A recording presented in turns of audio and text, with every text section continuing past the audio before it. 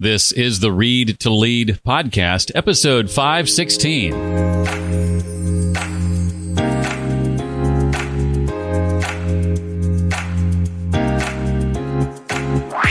I'm really obsessed with people kind of just understanding how much do you listen, how much do you talk? Is your energy engaging or is it depleting?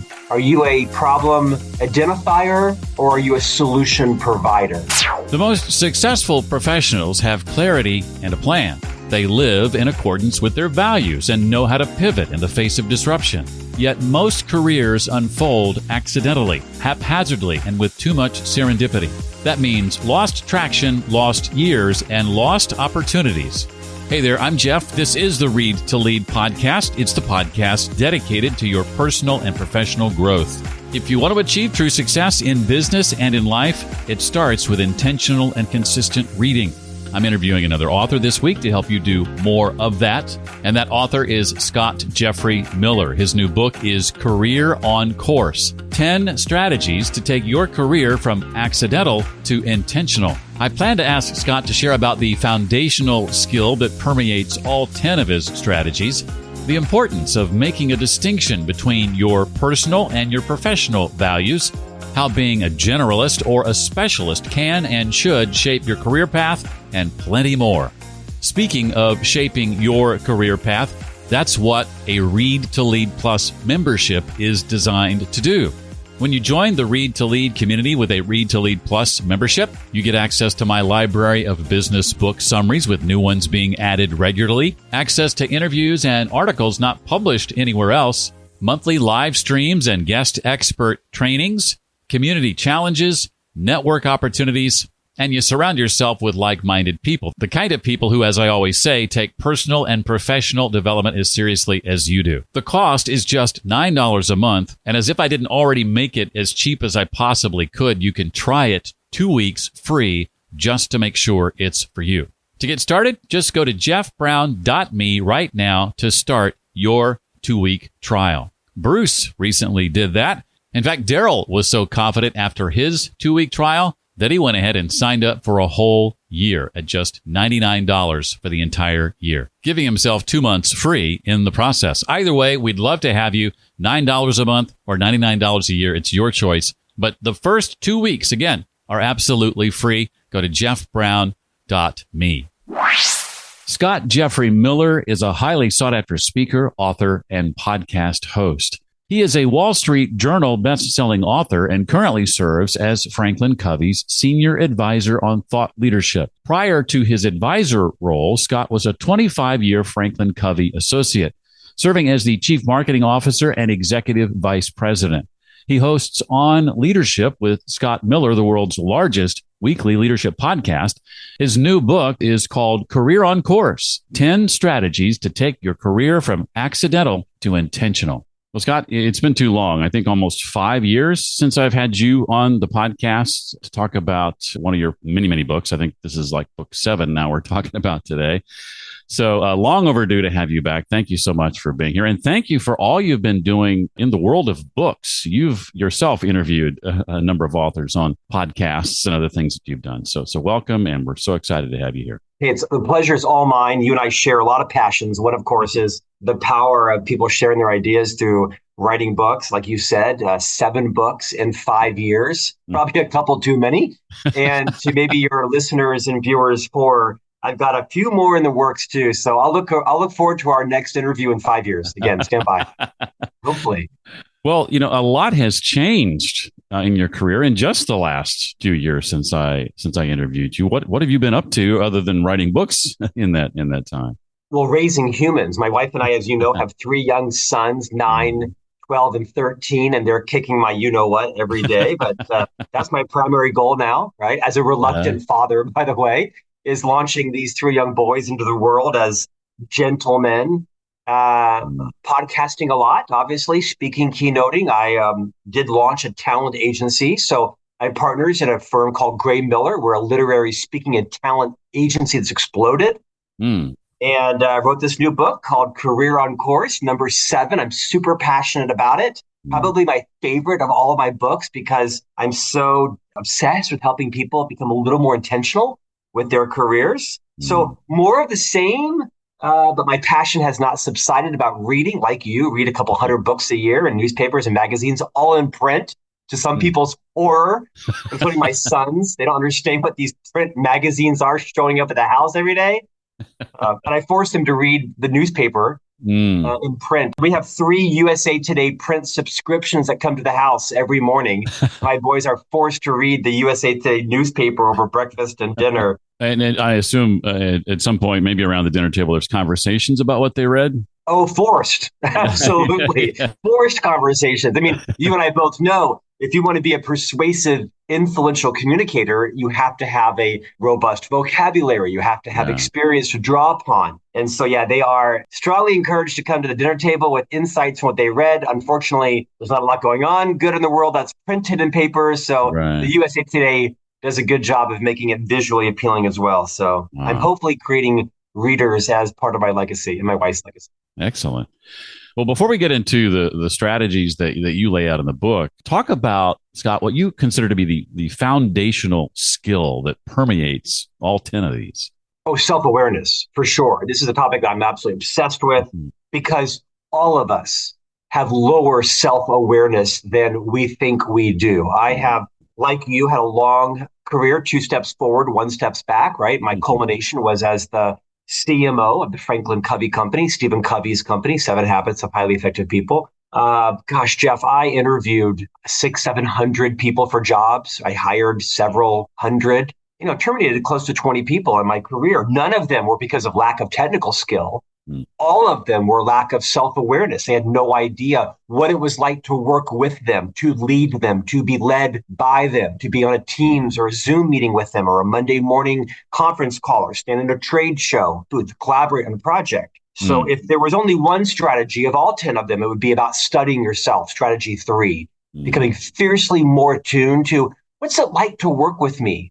What's it like to be in a sales meeting with me? What's it like to be married to me, to live next door to me, to play pickleball with me? The book is more than just your career. So I am, as you can tell from my passion this early morning, I'm really obsessed with people kind of just understanding how much do you listen? How much do you talk? Is your energy engaging or is it depleting? Are you a problem identifier or are you a solution provider? And the more you study yourself, in combination with studying others that you admire and that have mentored you, you're going to increase the likelihood that you have a career that's more intentional and less accidental or led by someone else in the company. Well, let's start with the first strategy that you lay out in the book. This is the strategy of knowing your professional values. And here you ask us, Scott, to differentiate between personal and professional values. And at first blush, I'm like, well, aren't those kind of the same or shouldn't they be the same? And you say that there will be moments of incongruence between them. Can you explain that? Sure. So as you mentioned, the book is titled Career on Course, 10 Strategies to Take Your Career from Accidental to Intentional. The first strategy is called Know Your Professional Values. And I'll tell you, it's gotten a little bit of a firestorm on LinkedIn because all the values experts, not sure what makes you a values expert other than being a human, has said, no, you only have one set of values. And I've taken some heat on this. And, you don't become the officer in a public company without being accustomed to taking heat. I do think you had 2 sets of values, or maybe it's 2 lists of values within one set, right? That's a nuance. I think people need to identify your personal values. Duh. And by the way, most don't. If you were to ask most people, what are your personal values? They would say liberty and freedom, and what they make something up. Well, I know my personal values. There's 7 of them: purpose, health, integrity, loyalty, abundance, and learning. Positivity is the 7th one. Those are my personal values. Those are the values with which I look at my life: purpose, health, integrity, loyalty, positivity, abundance, and learning. On the professional side, however, my first value is to maximize my income. My avocation is not my vocation. I'm the sole provider for 5 people, 3 young boys, my wife, and myself. And so my number 1 professional value is maximize my income. My number 2 professional value is to work with and for brands, or a brand that I'm proud of. And number 3 is to work with and for people that I love and who love me, and we respect each other. And I make all of my professional decisions through that lens. My career is not my purpose. My career doesn't necessarily drive my health. Now, my personal values come in tune with that. The reason I'm passionate about this is because I don't think most readers, most professionals have identified their personal and their professional values and then make decisions through them. And sometimes they are in conflict and sometimes they're congruent. That's not a bad or good thing, but it's helpful to know. I've seen a lot of careers that are stalled or hijacked because someone was really living their personal values and hadn't identified their professional values, and they were making decisions based on certain roles in their life that were changing and didn't know. I think the exercise is instrumental to understanding, what do you value professionally? Maybe it's income, maybe it's equity, maybe it's promotion, title, flexibility, stability, security, a foreign assignment, creativity, latitude, working for a great leader, launching cool projects, whatever it is. There's no right or wrong answer. By the way, you should pick your values based only on what you think, not on what sounds cool to someone else. I don't give a flying flip what Jeff Brown thinks about my values. I do care what he thinks about my book, so I won't get invited on. I think I say this with great passion because this is, I think, the first strategy to creating an intentional career. That's the theme of the book. Stop giving your career up accidentally to other people, right? Have a plan or be part of someone else's. Act or be acted upon. You mentioned the word exercise. It reminded me that there are many great exercises at the end of each chapter. Some might take as many as a few days or even a few weeks, but I think if you'll take the time to work through these, it's going to make a huge difference in making this content actionable. Talk a bit about the difference, Scott, between being a generalist and a specialist career-wise. How could or should this shape someone's career path? Well, this is chapter 2, right? Strategy 2. I really co-opted it from David Epstein. He wrote a phenomenal book called Range. Yes. Highly recommend the book Range. And it was a gift that David Epstein gave to me because there's two types of professionals, those that are specialists and those that are generalists. Yes, you could be some of each. Don't get fixated on the concept, right? I really wrote that chapter for people like me who are generalists. I was raised in a family where stability was the number one value of my family. Not joy, not fun, not frivolity, not happiness, not physical touch, not comfort, not validation. The number one value was stability because of how my parents were raised in their family with no stability. And so when I was raised, my brother and I, who's 4 years older, very much were inculcated to get the badge, right? Engineer, lawyer, doctor, whatever it was. Heck, barber, you had to have a badge. My brother went on and became a chemical engineer, went to MIT and followed the path. I didn't. I went and became a realtor. I worked on presidential campaigns. I would have got a communication education at a liberal arts school, but I went on and was in sales and sales leadership and marketing and thought leadership, podcasting, keynoting. To this day, my parents have no idea how I earn a living. I'm kind of the black sheep of the family, even though I out-earn my brother almost 4-1 economically, who's a genius. But for me, I was always in this sort of comparison conundrum of comparing myself, my professional self-worth, my income, my skills, my trajectory to those people who were specialists, meaning they came out of high school knowing I'm going to be a veterinarian. I'm going to be an anesthesiologist. I want to be a sports agent. I never had that clarity. Hell, Jeff, I still don't have that clarity, and I'm 56. What this gave to me was a liberation. Scott, it's going to be okay, right? Generalists, I think, are people like me that are multi-passionate. We have a lot of interests. And if you don't corral those interests, if you don't knit them together, then you can't monetize them.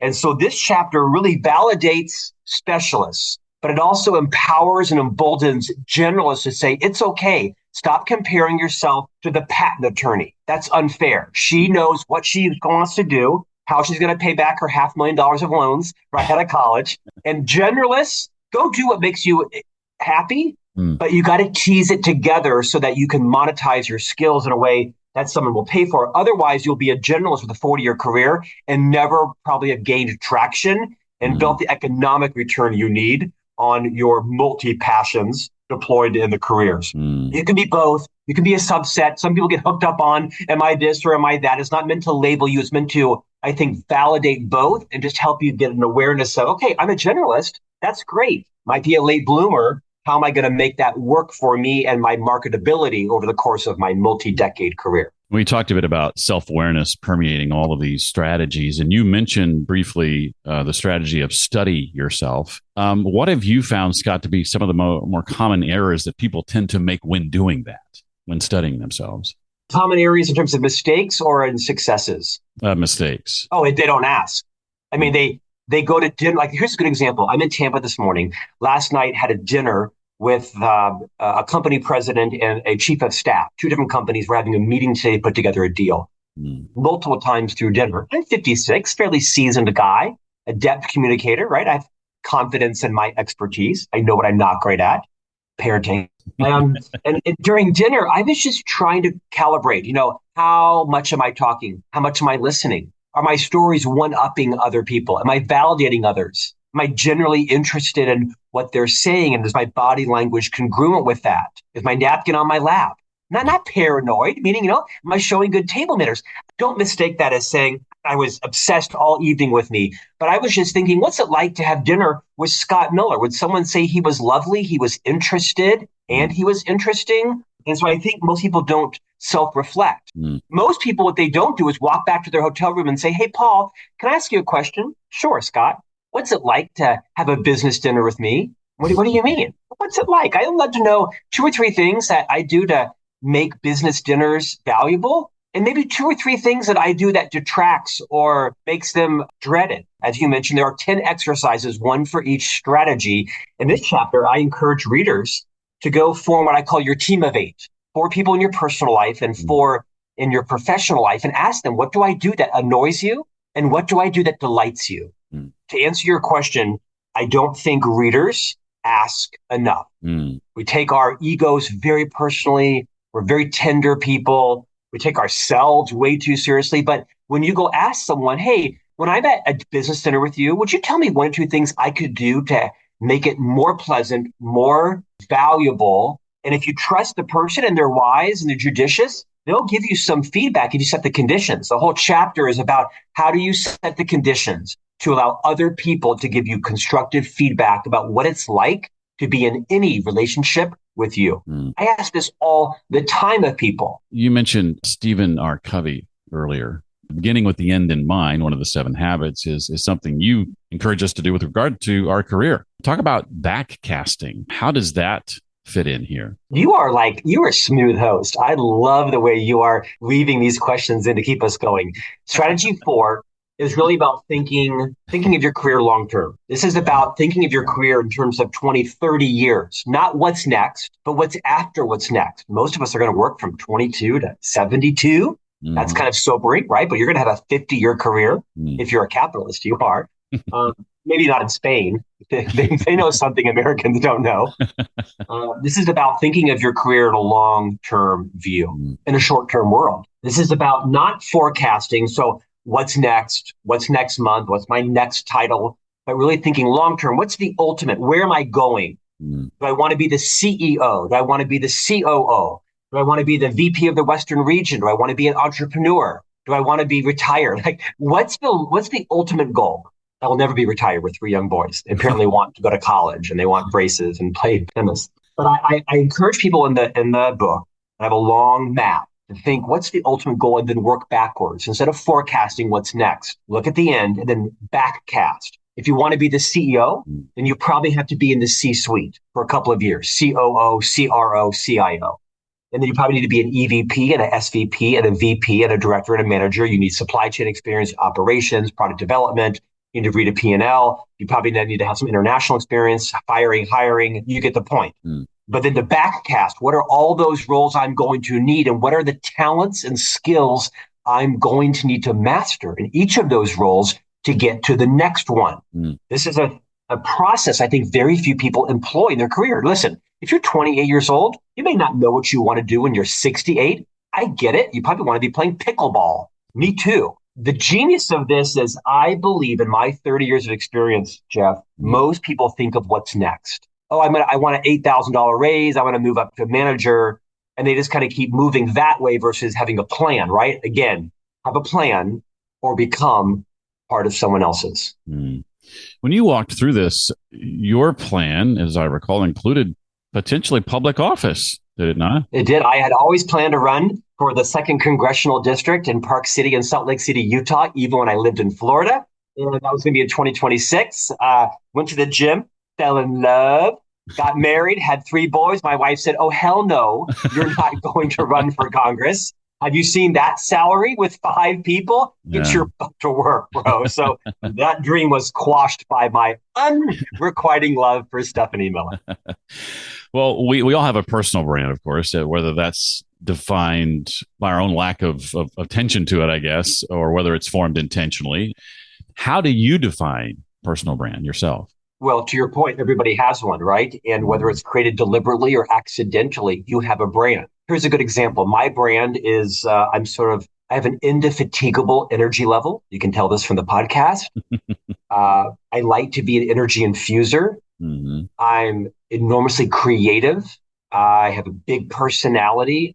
I can be seen as sometimes self-serving. I can run roughshod over people. There used to be a joke at Franklin Covey: best idea wins, as long as it's Scott's. I tend to steal the spotlight. I interrupt. I'm extremely loyal. My story is usually better than your story. I offer apologies easily. I'm extraordinarily abundant. I'm extremely forgiving. I sometimes forget you're in the room. You get the point, right? These are positives and negatives, but I am self-aware. Why? Because I've been studying myself for many decades. I've been asking people. Everybody has a brand. Your brand may be you ask great questions. Your brand may be you're super punctual. Your brand may be you're always the first person to raise your hand, or you're always the last person to raise. Whatever it is, you have a brand, and you need to know what it is and decide, is it working for me in my industry, in my organization, in my life, in my relationships? And does your brand change with your roles? It's never too late to change your brand. You can't talk yourself out of a problem that you behaved yourself into, as quoted by Stephen Covey. You could only behave yourself out of it. In the book, the strategy is really about knowing your brand. Is the brand that you have the brand you want? Is the brand you have the brand others perceive? And what do you need to do differently to behave yourself into the brand that's going to help you? This is not a new idea. Everybody has a brand. We get this. But for most of us, it's probably accidental and haphazard sometimes. Yeah. I spent many of my years confusing being fearless with being reckless. I thought being fearless was always like taking on the underdog and speaking my mind, when many times my fearlessness was actually being reckless with my brand and other people's feelings. And it was Seth Godin, my friend and prolific author, that taught me the difference between being reckless and being fearless. And now I think my brand is more fearless and less reckless because I was open to learning that, and I've studied myself around that topic. And one of the things you mentioned having been good at in your own career is disrupting yourself. What does that look like in practice? And why would you say that it's especially important to have that skill in today's career culture? Well, this is why I wrote the book. About 7 years ago, one of my colleagues at Franklin Covey came into an executive team meeting. She said, in an appropriate setting, "You're never in the room when your career is decided for you." I mean, this was disgusting and true. And I thought, gosh, it's so true. For the vast majority of us, we're never in the room when our career is decided for us. The CFO, the comptroller, the CFO, whoever it is, right? We're cutting here, we're moving there, or no, she's not, or he's not ready for that foreign assignment. And so that really was about taking control of your career. I tell you, I think of all the things that I've done the best in my career, Jeff, and by the way, I've been fired, I've been demoted, I've been promoted. I've had an amazing career, kind of always 2 steps forward, 1 step back. Why? Because I'm a human and I make mistakes and I learn from them and move on. But I think the best thing I've done in my career was I always took myself out of the job that I was in. No one took me out, meaning no one came to me and said, "Scott, we think it's time," right? I always disrupted myself. I mastered the job and I moved on. I promoted myself or I disrupted myself. I'm a pretty fearless person. And again, I don't have the luxury of quitting my job. I've got 3 young boys and a wife that's a full-time mom and home manager. They're dependent upon me. I have responsibilities to my wife. I make commitments and I'm keeping them. Integrity and loyalty are 2 of my personal values. They're not just pablum on a page. So this idea of disrupting yourself really understands that the social science shows that at about year 3, most of us have mastered the job we're in. And subconsciously, according to Whitney Johnson, who wrote the book Disrupt Yourself, most of us are being recognized by others that we're kind of phoning it in. Mm. And you need to recognize that the science shows when you've mastered something, you don't tend to give it your all. You tend to get complacent and bored, and other people recognize it before you do, and they make judgments about you. So this takes courage. It takes planning. It takes reading the book Career on Course so that when it's time to disrupt yourself, you're doing it before someone else is doing it for you or to you, because that rarely ends well. And I think that ties in quite nicely with the next strategy I wanted to ask you about. And that's the one called do the job you're hired for plus the one you want. What would you say are some of the common maybe misconceptions about this strategy? I see it frequently. Someone will come to me in the company and say, hey, Scott, I'm thinking about applying for a new job in the organization. And I say, great. Hey, tell me, what would your current leader, Jeff, say about your performance? Oh, my gosh. I think he would say I'm crushing it. I mean, he loves me. We get along great. I meet all my goals. Everything is great. Because, Jeff's going to have to sign off on releasing you to apply for this new job as company protocol. Welcome to the Fortune 5000. And then inevitably, 3 days later, I'll find Jeff in the lunchroom. Hey, Jeff, good to see you, man. How is Asia? Yeah, glad to have you back. Hey, tell me, Tom, he seems like a great high potential. Tell me about Tom. And you say, yeah, Tom's a great guy. I just wish he would actually meet his quarters. He's missed 4 of his last 12 quarters in revenue. I like Tom, but Tom needs to focus less on all the team birthday parties and more on delivering on his quarters. Yeah. And so there's always a chasm between how the leader sees their team's contribution, how the person sees how their leader sees their contribution. The best way to get promoted is to crush your current job. Yes, there are outliers. Yes, there are companies that have corrupt systems or bad leaders, blah, blah, blah. Welcome to humans. If you want to get promoted, you need your leader to be your champion. You've got to crush the job you're in. Yes, you should show ambition. Yes, you should do additional work, take on more projects, add something onto your plate. But if I look back at my career, always how I was promoted was because I crushed the job I was in, right? It's the law of the harvest. There are times to plant and there are times to harvest. And I think most people harvest too soon. You have to understand what is the promotion strategy of your organization. And it requires sometimes an unnatural level of patience. I think generally speaking, good things come to those who wait. Not wait 10 years, but understand what is the process in this company to get promoted? Can I tolerate that in my timeline? And once I understand that, does crushing the job I'm in have a correlation with my promotion? I'm going to guess in most companies, the answer is yes. You reminded me early in my career, I remember desiring a certain position and looking around me and seeing all the people who are in these positions and they've been in them for decades already. And I thought, how is this ever going to happen for me? Someone would have to die. And then somebody died.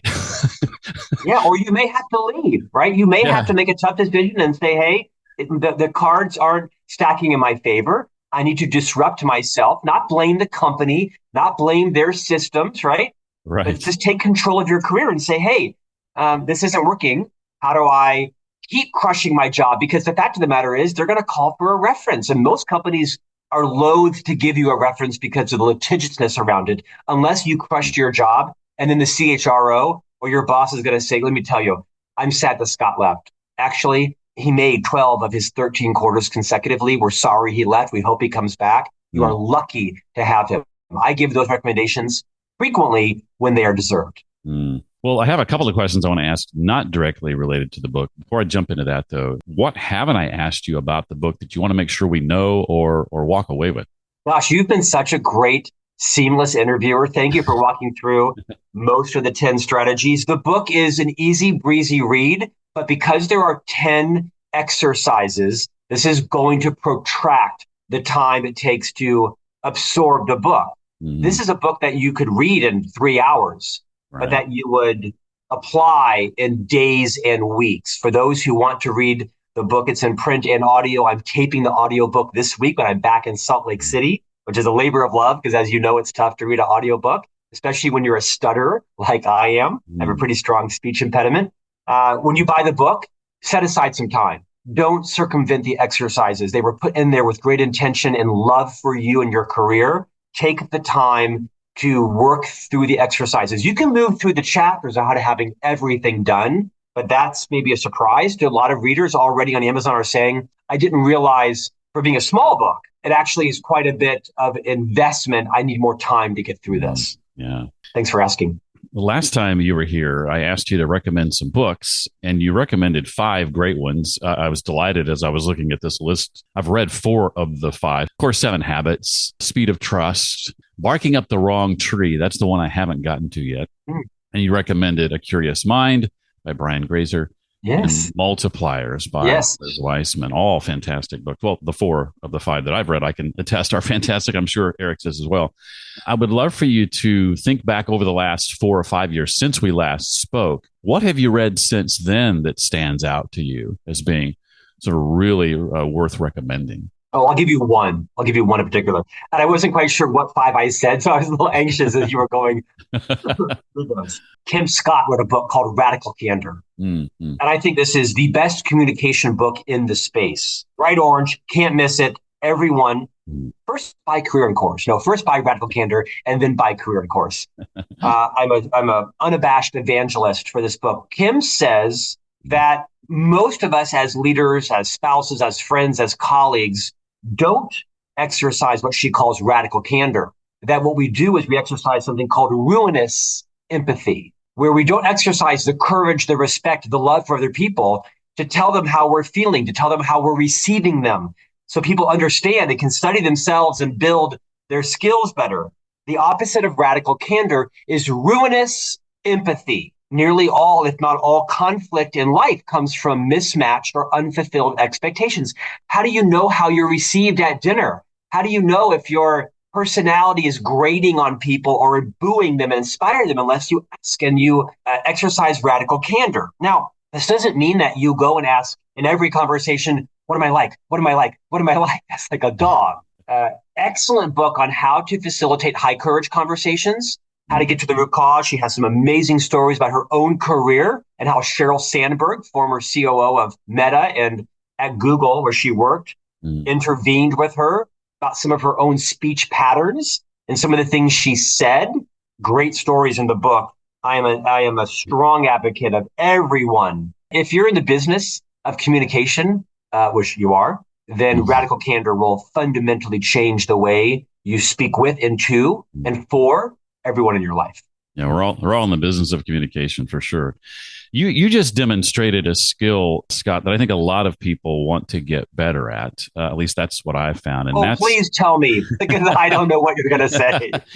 Well, that is very off the cuff. You didn't know this question was coming. Be able to describe and summarize for us the meat of what a book you read had to share. I lead a cohort called Note Making Mastery, and it's about helping people develop a skill of taking everything that's coming at them, collecting just the best parts, connecting new ideas to existing ideas, distilling that, crystallizing that down to its essence, and then from that, creating new things with it. As someone who seemingly to me is very good at that, what are the strategies you use to make sure that the things you learn, the things you want to remember, don't get lost? Well, I may answer this in a roundabout way. Like you, I'm privileged to host a very popular podcast. In fact, On Leadership with Scott Miller is now the world's largest weekly leadership podcast. I interview 105 people a year on it. And then I have C-Suite Conversations, which is 50 interviews a year. A new podcast, Career and Course, 200 interviews a year. I mean, it's insane. One of my communication mantras, highest value information in the fewest number of words. And so whenever I'm speaking, I'm trying to give the highest value information, the fewest number of words. Perhaps some of your listeners are chuckling at the irony of how much I've talked today. Your question was about how do I synthesize and retain information? I read, like you, an absurd amount. It's my passion. I don't watch TV. I don't watch movies. I've watched 5 movies in my life, and 3 of them were the Austin Powers trilogy. So you can see my movie recommendations are pretty low. And whenever I read a book, I try to take away a couple of nuggets. This isn't profound. I remember, 2 big ideas from Kim Scott's book and 2 big ideas from Donald Miller's book and 1 big idea from Seth Godin's book and Dan Pink's book and Susan Cain. I try not to get awash in all the ideas. I take 1 or 2 things away and imprint it deeply on my psyche, on my behavior, on my mindset. So I could name you 300 books and tell you 1 big idea that I took away from it. Quite frankly, range, the only thing I remember is generalist and specialist, and I can speak about it as if I wrote the book. Mm-hmm. So that's what I do. I'm sure I leave a lot of the cutting room floor, but because I choose to focus in on one or two big takeaways, and I speak about it, I evangelize it, I teach it, and therefore it becomes second nature to me. You hit on something I think a lot of people don't understand or miss. Books are written for a very broad audience. And your job as you read a book is to find the one or two things that apply to you. And it's not necessarily going to be everything in the book. It's not going to be a lot. It's often going to be just one or two or maybe three really big ideas. So thanks for reminding us of that, Scott. I appreciate it. Well, the book, again, is called Career on Course, 10 Strategies to Take Your Career from Accidental to Intentional. His name is Scott Jeffrey Miller. Thank you so much again, Scott, for being here today. Jeff, I appreciate you shining your spotlight and your platform on me. You're a class act. You can pick up Scott's book wherever you buy books. It released just last week. It's published by Baker Books, the same company that published my book a few years ago, so it's got to be good. For all the resources and links Scott and I talked about, you can go to the show notes page for this episode. That's at readtoleadpodcast.com/516 for episode 516. There you'll also find a link for more information on a Read to Lead Plus membership and how to join the Read to Lead community online. Or you can go to jeffbrown.me. Right now, today, you can start with a free 2-week trial to make sure it's right for you. One more time, that's jeffbrown.me. That does it for another episode. Hope to see you for the next one. Until then, as always, remember, leaders read and readers lead.